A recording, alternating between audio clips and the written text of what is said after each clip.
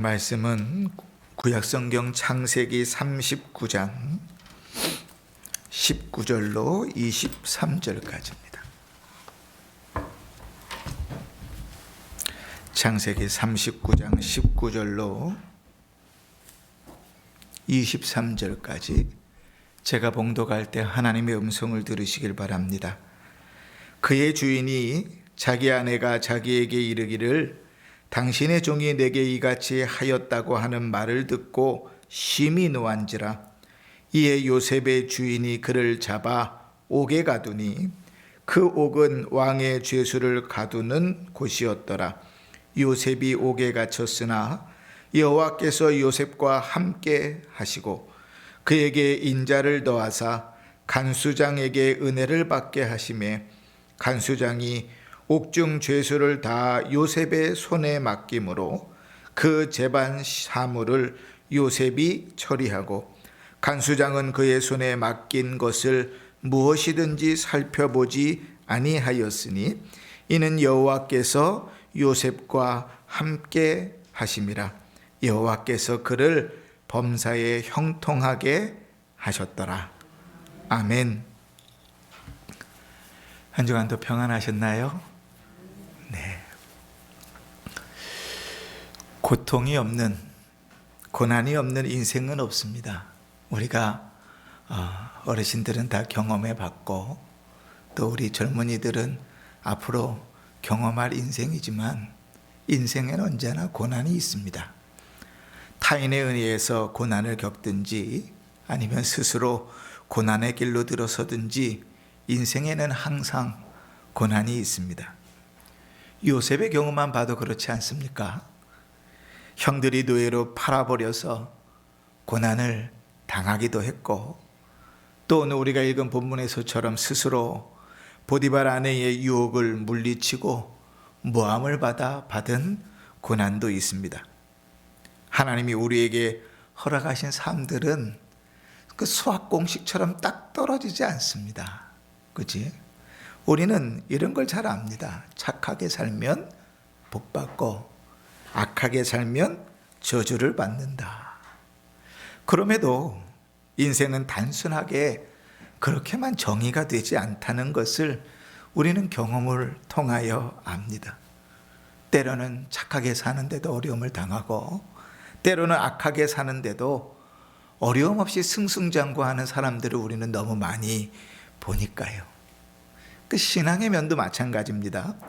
믿음으로 살면 복 받고 믿음으로 살지 않으면 벌을 받는다. 그런데 우리의 삶들을 한번 돌아보십시오. 우리의 삶들은 믿음으로 사는 쪽에 속합니까? 믿음으로 살지 못하는 쪽에 속합니까? 그런데 복을 받았습니까? 저주를 많이 받았습니까? 그지? 하나님 앞에서 신실하고 유능한 사람이라고 해서 반드시 그 길이 안전한 길로만 가게 되는 것은 아닙니다. 요셉과 같이 신실하고 또 유능함을 갖췄음에도 불구하고 오히려 그 신실함과 유능함이 그에게 올무가 돼서 예상치 못한 일들도 겪게 되니까요. 인생이 그렇습니다. 그러다 보니 이 복잡한 인생을 살면서 젊은 사람들은 혹 혹자들은 이렇게 생각할지 모르겠습니다. 그렇다면 굳이 믿음 지키며 살 필요는 뭐 있나? 굳이 이렇게 믿음 지키며 살라고 애쓸 필요가 뭐 있나? 이렇게 살아도 그만 저렇게 살아도 그만 이렇게 살아도 이렇고 저렇게 살아도 그렇다면 굳이 신앙을 지킬 이유가 뭐가 있는가? 신앙을 가지고 사는 사람이나 그렇지 않는 사람이나 별반 차이가 없다면 굳이 아둥바둥 힘쓰고 애써서 믿음을 지킬 필요가 있는가? 그렇지? 그러나 성경은 명확하게 대답합니다. 믿음을 지켜라. 그 정도만이 아니죠. 힘써라. 언제까지? 죽을 때까지. 네 호흡을 끊으실 때까지 믿음으로 살기를 힘쓰라고 주님 말씀하십니다. 그 일이 참 어렵습니다. 여기 우리 어른들 많이 앉아 계시지만 우리 어른들이 솔직히 스스로 한번 물어보십시오. 이 정도 했으면 됐지 그 마음이 훨씬 더 강합니까? 하나님 앞에 주께서 죽을 때까지 충성해라 하는 그 말씀이 더 강합니까? 그지? 후자가 더 강하기를 축원합니다. 아이고지요. 그렇지요. 근데 사실상은 전자가 더 많지요. 다 내려놓고 삽니다. 이제 이만큼 됐으면 됐지 뭐. 그 말씀과 거리가 먼 삶을 사는 거죠. 그러나 왜 우리가 이런 고민들을 하게 되냐면 우리는 늘 눈앞에 보이는 결과로만 평가하기 때문에 그렇습니다. 내가 믿음으로 살았는데 믿음으로 살았으면 이만큼 주어져야지. 대단히 근시안적인 거지요. 그지? 또 하나는 내가 원하는 것이 선한 것이라고 생각하기 때문에 늘 이런 고민을 당합니다. 내가 열심히 믿음으로 살았는데 내가 원하는 대로 되지 않았어. 야, 믿음으로 살 필요 있나? 이렇게 흘러가는 것이지. 그래서 성경의 대답은 아주 명확합니다. 믿음으로 살아야 된다. 믿음으로 살아라. 우리는 늘 눈앞의 것만 보지만 성경은 그 눈앞의 것만 가르쳐 본 적이 별로 없어요. 요셉의 경우를 한번 봅시다. 우리는 성경을 통하여 요셉이 죽을 때까지 인생을 다 알잖아요. 어떻게 될 것을 다 압니다. 아마도 하나님께서 우리의 인생의 끝도 다 알게끔 하셨다면 아마 우리는 지금의 순간을 열심히 살지도 몰라요. 내가 지금 당하고 있는 고난과 괴로움과 어려움들을 힘내 살지도 몰라요. 왜냐하면 하나님께서 언제쯤 나의 인생을 그렇게 복되고 영광스럽게 이끌어 가실 줄을 이미 다 알고 있기 때문에 그렇죠. 그런데 하나님께서 왜 그것을 다 알지 못하게 하셨을까요? 그래서 인간이 악하기 때문에 그렇습니다. 그 인생의 끝을 알면 절대로 인간은 하나님 앞에서 자기의 인생을 열심히 살지 않거든요. 그 고난을 힘써 살지 않습니다. 결정되어 있는 그 결과를 바라보면서 그냥 자기가 원하는 대로 인생을 살 뿐이죠. 그러니 하나님은 우리의 인생의 1분 1초도 그 눈앞에 보이지 않도록 하셨습니다. 그리고 늘 지금 순간만 바라보면서 살아가게 하시는 거죠. 요셉의 인생도 그렇습니다. 우리는 요셉의 인생의 끝까지를 다 보지만 요셉을 한번 생각해 보십시오. 형들이 자기를 팔았을 때 자기가 총리 대신이 될 것을 생각이나 했겠습니까? 그건 꿈도 꿀 수 없는 일이죠. 본인이 비록 예전에 꿈을 2번이나 연거푸 꾸어서 자랑까지 했을지라도 그것은 그냥 지나간 일에 불과합니다. 왜냐하면 내가 지금 당하고 있는 일이 너무 크거든요. 감당하기가 어려워요. 오늘같이 모함을 당하고 있는 그에게도 마찬가지입니다.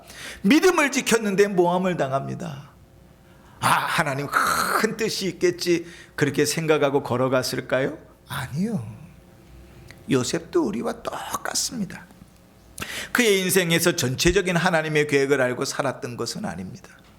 하나님께서 요셉을 팔았을 때부터 그의 가족을 애굽으로 옮길 때까지가 21년입니다. 그러니까 짧게는 하나님의 큰 프로젝트는 21년짜리입니다. 그 21년의 삶을 살아가는 요셉이 하나님의 그 뜻을 알았을까요? 아니요. 그런데 그것이 끝이 아니죠. 원래 하나님의 계획은 이미 그 전에 아브라함에게 이야기하셨던 것처럼 그로 말미암아 민족을 만드는 것입니다. 아브라함에게 이미 그들이 애굽 땅에서 430년을 종살이하고 나올 것까지를 다 이야기하셨으니 하나님의 계획은 몇백 년짜리 프로젝트였어요. 그럼에도 불구하고 요셉이 알았나요? 몰랐죠. 인생이 자라가면서 믿음이 더 자라나면서 하나님 앞에 신실하게 더 나아가면서 그 비밀들을 깨닫기 시작하는 거예요. 저는 우리 성도님들이 그랬으면 좋겠습니다. 나이가 먹고 노인이 되어져 가면서도 신앙이 자라 하나님의 깊이 있는 경륜을 깊이 깨닫고 바라볼 줄 아는 믿음이 있었으면 좋겠습니다.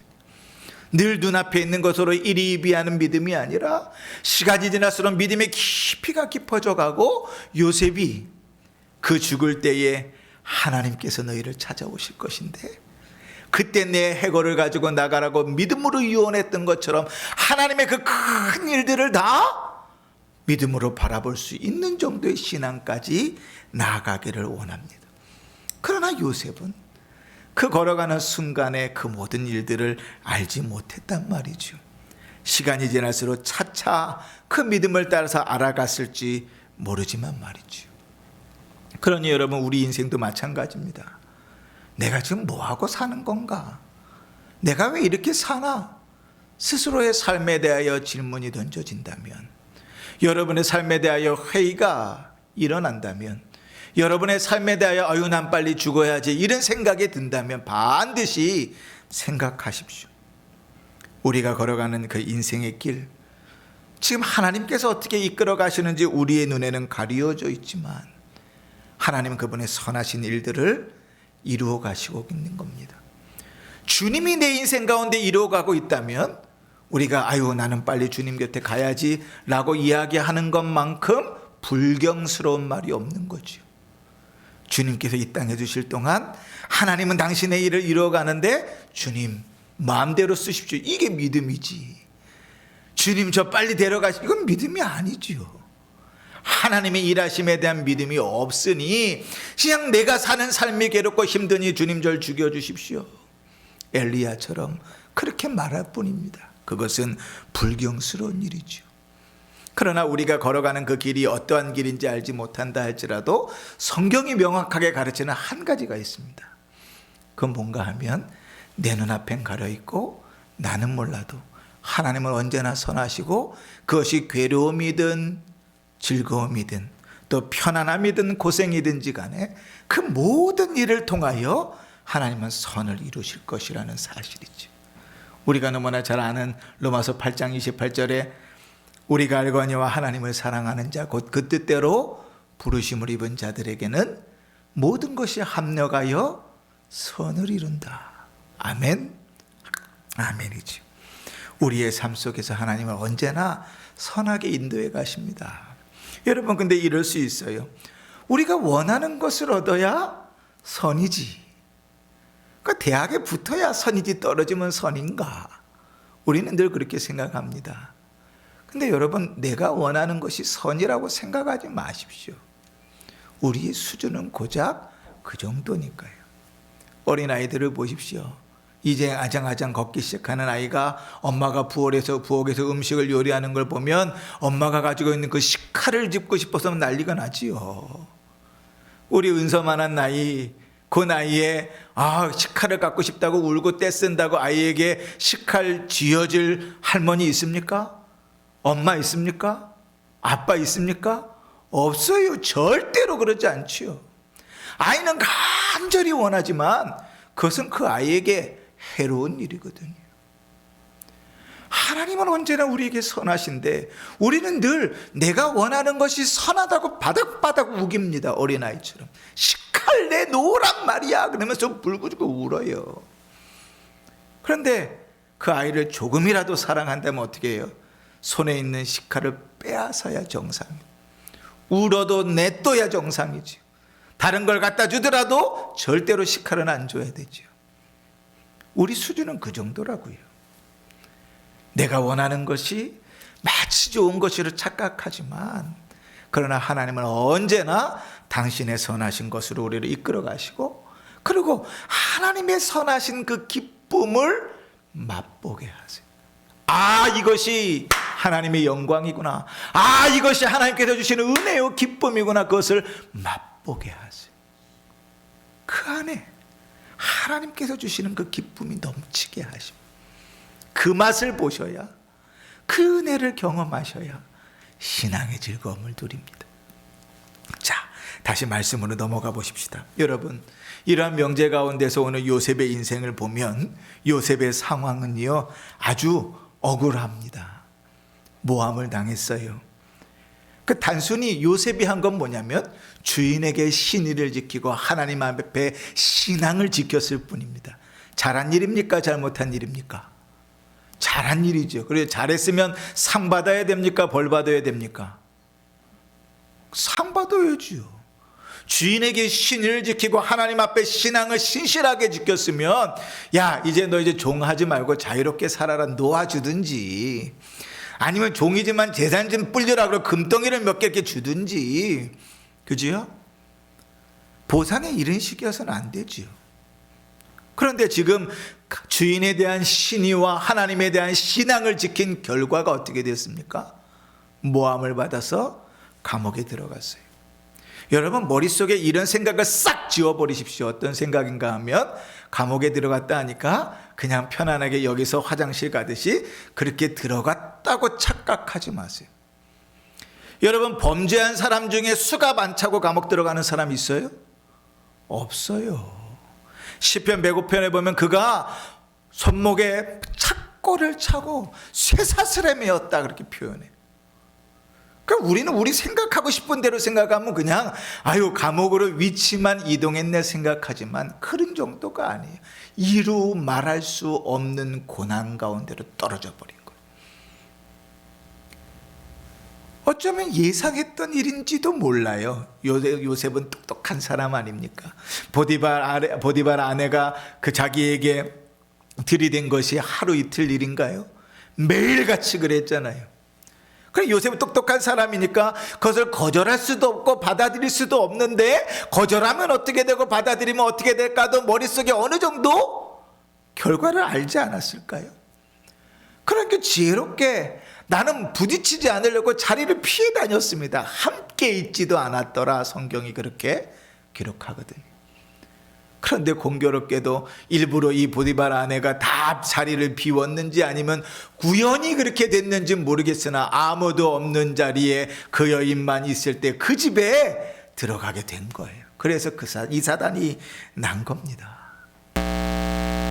근데 여러분 우리가 그냥 요셉이 이런 일을 내도 모함을 당했다 이렇게 생각하면 그냥 별로 좀 이렇게 확 와닿지 않으니까 지금 이 보디발 아내가 갖고 있는 그 모함이 얼마나 만만치 않은 일인지 내가 조목조목 한번 이야기해 볼게요. 첫 번째로 이 요셉은 현행범으로 잡혔습니다. 그냥 범죄를 저질렀는데 이게 추적을 하다 보니까 요셉이 문제는 이렇게 잡힌 게 아니라 현행범이에요. 보디발의 아내가 소리를 쳤습니다. 그러니까 사람들이 막 몰려왔겠지요. 무슨 일이야 주인님 무슨 일입니까? 사람들이 몰려왔는데 저 히브리족 요셉이 나를 겁탈하려고 했어. 현행범이죠. 두 번째로 죄목이 뭡니까? 강간미수. 요즘도 강간미수는 가벼운 죄가 아닙니다. 그죠? 그런데 강간미수인데 당시에 애굽의 간음죄에 대한 형벌이 뭔가 하면 사형이었습니다. 그런데 이 요셉의 신분은 뭐예요? 종. 보디발 아내는 주인, 그것도 고관, 친위 대장의 부인이었다고요. 그런데 종이 주인, 대장의 부인을 강간하려다가 미수로 그쳤어요. 어떻게 돼야 됩니까? 당연히 죽어야지요. 당연히 죽어야죠. 법대로 해도 죽어야 되는데 어떻게 감히 종이 그럴 수 있어요. 그죠? 빠져나갈 길이 없어요. 세 번째, 증거물이 명확해요. 이 보디발 아내가 요셉의 옷을 가지고 있습니다. 요셉의 옷이 거기 있어야 될 이유는 여러 가지가 있겠지요. 그런데 보디발의 아내가 그 옷을 가지고 이 히브리 남자가 나를 강간하려다가 그 옷을 내가 빼앗은 것이라고 얘기했을 때 이 증거물은요 요셉에게는 전혀 유리하지 않습니다. 이 보디발 아내가 얼마나 똑똑한지 현장을 그대로 보존했어요. 여러분 드라마 같은 거 보시면 사고가 나잖아요. 사고가 나면 폴리스 라인을 칩니다. 그래서 그거 보셨죠? 노란색 폴리스 이렇게 경찰 이렇게 써 있는 걸로 딱 스티커 이렇게 묶어놓고 들어가지 못하도록 폴리스 라인을 치잖아요. 왜 그러냐면 현장을 보존하려고 그러는 거예요. 훼손이 되면 증거가 다 사라지니까. 그런데 이 보디발의 아내가 아주 똑똑했던가 봐요. 현장을 보존했습니다. 언제까지? 자기 남편이 들어올 때까지. 그대로 두고 자기 남편에게 또 항변합니다. 너 때문에 이런 일이 생겼다. 난리가 났지요. 네가 사온 그 종이, 네가 높여준 그 종이 하늘 높은지 모르고 교만해서 나에게 나쁜 짓을 하려고 했다. 봐라, 이게 증거다. 요셉에게 유리한 것이 하나라도 있습니까? 없지요. 그 요셉이 항변했을지 모릅니다. 그런데 여러분 생각해 보세요. 변명을 한다고 해도 보디발의 입장에서 보디발은 주인이잖아요. 그죠? 자기는 옆에 있는 사람은 아내이죠. 그러니까 내 주인이면서 주인의 입장에서, 남편의 입장에서 종의 말을 더 신뢰하겠습니까? 아내의 말을 더 신뢰하겠습니까? 여러분 같으면 누구 말을 더 믿어주겠어요? 그렇죠. 아무리 유능하다 할지라도 요셉이 변명하는 것은 그저 변명일 뿐입니다. 현행범이지요.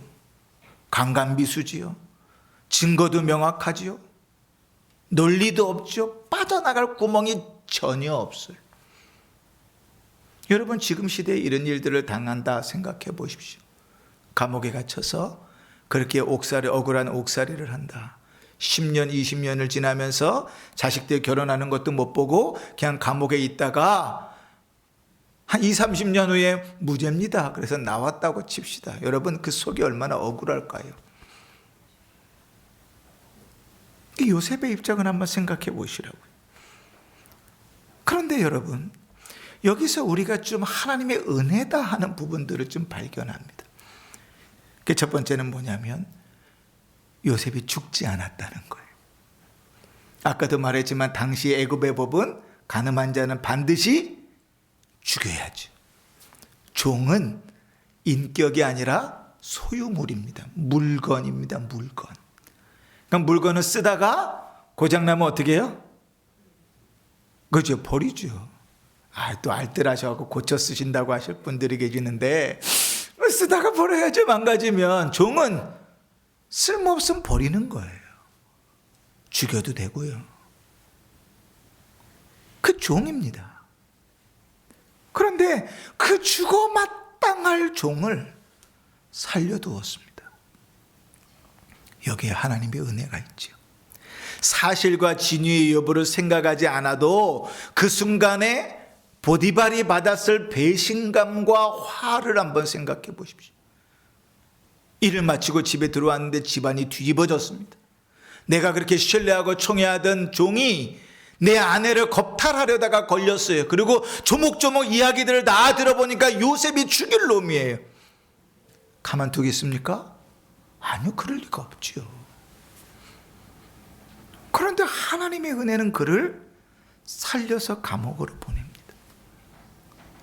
그러니까 이 부분에서요, 여러 사람들이 좀 추측을 할 수밖에 없어요.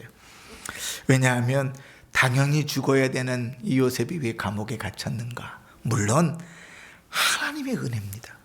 상식을 벗어난 하나님의 은혜입니다. 그런데 이 부분을 어떤 사람들은 이렇게 설명하기도 해요. 뭔가 하면 이 보디발이 들어와서 아내 이야기를 들었을 때 너무 화가 나서 일단은 치워버리기 위해서 감옥에 집어넣는데 생각해 보니 자기 아내가 그렇게 바람기가 있다는 것도 알았다. 그런 반면에 요셉은 언제나 어땠어요? 신실했잖아요. 꾸준했잖아요. 더더군다나 이 보디발은 좀 신앙심이 있는 사람이라 그랬잖아요. 그죠? 이름에서 보듯이 신심이 있는 사람인데 섬기는 신은 다를지라도 요셉에게 하나님이 함께 계신다는 사실을 그는 부인할 수가 없었잖아요. 그러니 죽이지 않고 감옥에 둡니다. 이런 내용을 뒷받침할 수 있는 이유가 두 가지인데, 첫 번째는 간수장이 그를 등용해서 쓰잖아요. 근데 여러분, 간수장이 그 집에서 높겠습니까? 보디발이 높겠습니까? 누가 더 높을까요? 그죠? 보디발의 집 안에 감옥이 있고 그 전체를 통관하는 것이 보디발입니다. 그러면 간수장이 뭐 하나 하는 일에 있어서, 더더군다나 죄수들의 그 감옥의 사모들을 다 보는 일에 있어서 요셉에게 맡기는 것을 보디발 몰래 할 수 있을까요? 없을까요? 없지요. 보디발의 묵인하에 그 일이 이루어졌으리라고 생각할 수 없습니다. 더더군다나 시간이 좀 지나서 이제 왕의 가장 측근, 왕이 가장 총애하는 사람 중에 술 맡은 관원장과 떡 맡은 관원장이 감옥에 들어오게 돼요. 그 이유가 뭔지는 모르겠어요. 그런데 감옥에 들어오게 되었을 때 보디발이 친히 요셉에게 그 둘을 수종들도록 이야기하거든요. 그러니 하나님이, 우리가 성경이 이야기하고 있지 않으니까 보디발이 아내를 의심했는지 어떤 일인지 모르고 하나님의 은혜가 있다라고는 생각할 수 있지만, 그러나 저마다 이유는 있었겠다 하는 생각들을 하게 되는 거죠. 어찌됐든 우리가 성경을 통해서 확인될 수 있는 것만으로 보면 이 난제를 해결할 수 있는 가장 쉬운 방법은 하나님의 경륜, 하나님의 은혜라는 사실입니다. 성경은 두 번이나 그에게 되는 일들의 이유를 이렇게 설명했어요. 21절에 여호와께서 요셉과 함께 하시고 그에게 인자를 더하사 간수장에게 은혜를 받게 하시매. 23절에도 이는 여호와께서 요셉과 함께 하심이라 여호와께서 그를 범사에 형통하게 하셨더라. 하나님이 보디발의 집에서 있었을 때 행하셨던 그 은혜를 똑같이 감옥에서 있을 때도 똑같이 행하고 계신다. 요셉이 있는 장소는 바뀌었습니다. 상황은 바뀌었습니다. 오히려 상황이 더 악화되었을지 몰라요. 그런데 장소도 바뀌고 상황은 바뀌었지만 보디발의 집에서 도우셨던 하나님이 감옥에서도 도우시고, 보디발의 집에서 함께 계셨던 하나님이 그 감옥에서도 함께 계셨습니다. 그러니 여러분, 요셉의 입장에서는 눈앞에 보이는 것은 아주 기가 막히게 변화합니다. 그런데 저 멀리 나와 함께 하시는 그 하나님과 관계에서는 한 번도 변해본 적이 없어요. 언제나 함께 계셨고 언제나 도우셨고 그를 형통하게 하셨습니다. 여러분, 요셉의 인생을 다시 되짚어 볼까요? 그의 환경들이 어떻게 변했습니까? 집안에서 11명의 형제들 중에 아주 철없는 막내 아들로 살았어요. 좋은 옷을 입고 하고 싶은 일하고 하고 싶은 말 다 하면서 살았어요. 아주 철부지였지요. 그런데 그가 노예로 바뀌었습니다. 신분이 완전히 바뀌었지요. 연약한 노예로 팔려서 10년의 세월이 흐르는 동안 그가 그 집에서 가장 높은 자리까지 올라왔습니다. 주인의 총애를 받았고요, 그 모든 집안의 일들을 관장하는 종이 됐습니다. 환경이 완전히 변했지요. 그런데 그 살던 곳이 그저에도 모함을 통해서 다시 졸지에 감옥으로 옮겨갑니다. 그리고 우리가 나중에 아는 것처럼 그 감옥에서 그는 애굽이라는 그 나라의 총리가 되죠. 왕 다음에 2인자가 됩니다. 마치 롤러코스터 타는 것 같아요. 그치? 그 여건들도 마찬가지입니다. 그 일들을 겪으면서 그가 상처로 괴롭고 노동으로 지치고 보디발의 집에서 나름대로 권세를 누렸을지라도 편하지는 않았을 거예요. 모함을 당하면서 감옥에 들어가고 고생을 당하고 마음적으로 고생을 하고 얼마나 힘든 삶들을 살았겠어요. 그치요? 감옥의 재반 사물을 보면서 편한들 그것이 감옥이지 얼마나 편했겠어요. 그러나 요셉의 하나님은 그곳에서도 그와 함께 계셨고 그를 도우시는 일들이 변함이 없었습니다. 그의 인생 보면 여러분 롤러코스터라고 아세요?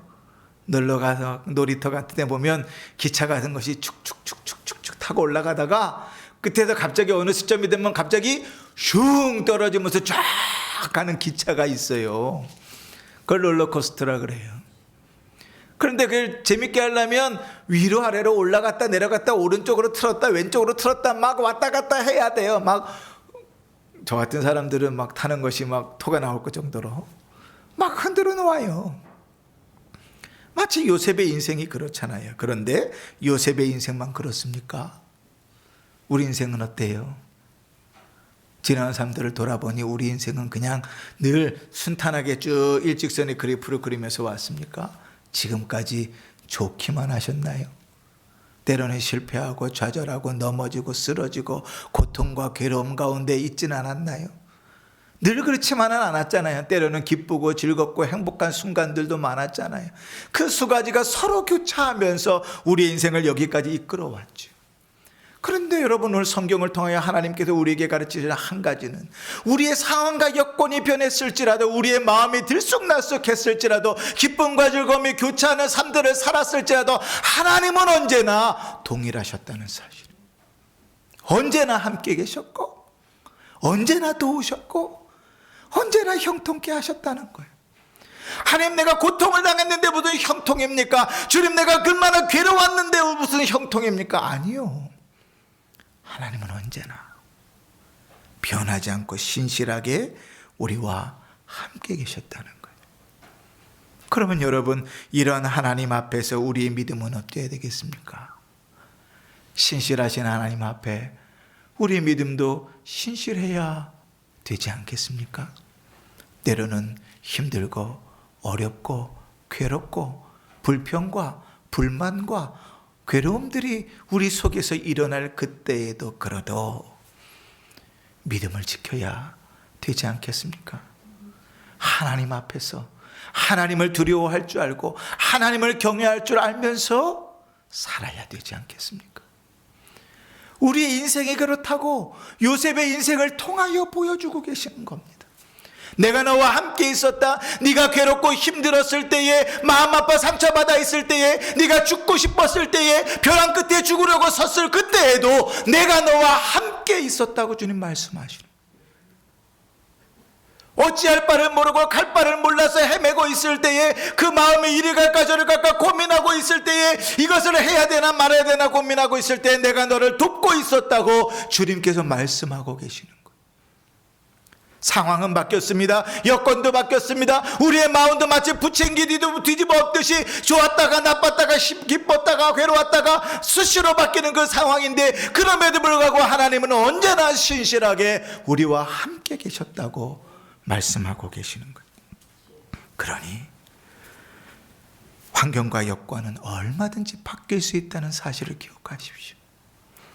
죽을 만큼 노력해서 좋아질 수도 있고, 생각지 못한 변수를 만나서 나빠질 수도 있습니다. 감당할 수 없는 모함 속에 속수무책일 때도 있고, 상식 밖으로 진행되는 인생의 전개 속에 조금은 위로를 얻을 수도 있습니다. 그러나 여러분, 우리 마음속에 꼭 붙들고 있어야 될 것은, 우리의 환경이 어떻게 바뀌더라도, 우리가 원하지 않는 대로 우리의 인생이 이끌려져 갈지라도 하나님은 언제나 우리와 함께 계십니다. 하나님은 자기 백성과 함께 계시고, 하나님은 그 자기 백성을 도우시고 인도해 계십니다.